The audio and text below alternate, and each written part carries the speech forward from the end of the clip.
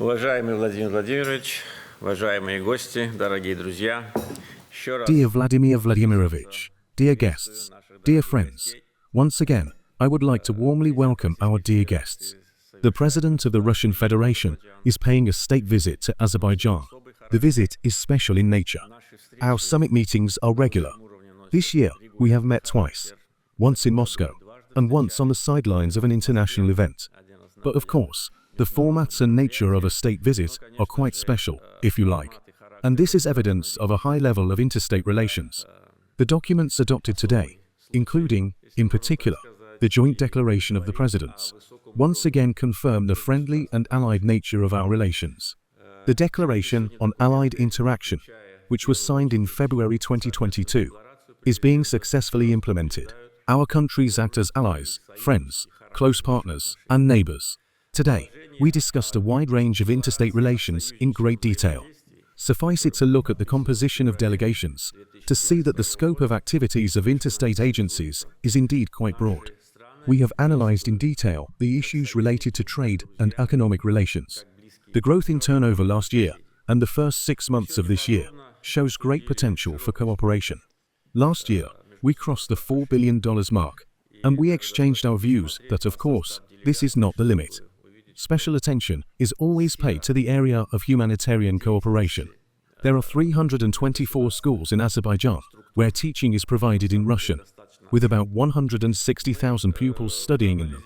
More than 800,000 students learn Russian as a second language. There are Russian language departments in 26 universities in Azerbaijan, benefiting more than 15,000 students. The branches of Moscow State University, named after Lomonosov, and Medical University, named after Sechenov, are functioning successfully. Today, we also discussed the development of relations in the field of education. We also discussed in detail, during the meeting in a limited format, issues related to regional security. After September of last year, a completely new situation arose in the region. Azerbaijan completely restored its sovereignty and territorial integrity. Naturally, the new situation opens up ample opportunities for establishing a strong and lasting peace in the South Caucasus. The stability and security of the entire South Caucasus region largely depend on close cooperation between Russia and Azerbaijan. We also discussed in detail the implementation of the North-South project, which is of exceptional importance for our interstate relations, as well as for issues related to regional transport corridors and transport routes. I must say that both the railway and automobile segments of the North-South corridor have been fully implemented and are successfully operating on the territory of Azerbaijan. At the moment, we are actively modernizing the railway segment of this corridor to increase its throughput capacity. We are talking about the possibility of transporting cargo of 15 million tons per year and higher up to 30 million tons, and this is quite feasible.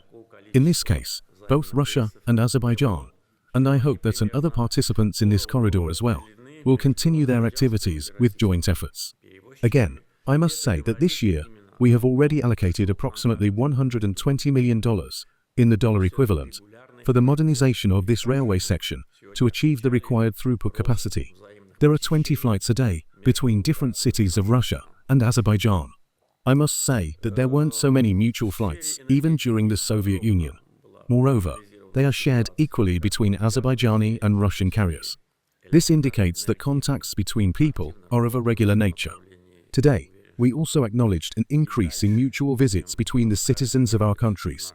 In the energy sector, the situation was analyzed in detail, both in the oil and gas sectors and in the electricity sector.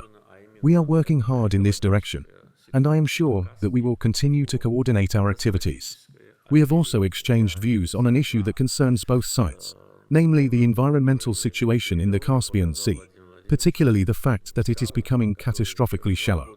From the window of the room where we held talks, I showed Vladimir Vladimirovich the rocks that were underwater just 2 years ago, and today they are already 1 meter above the surface.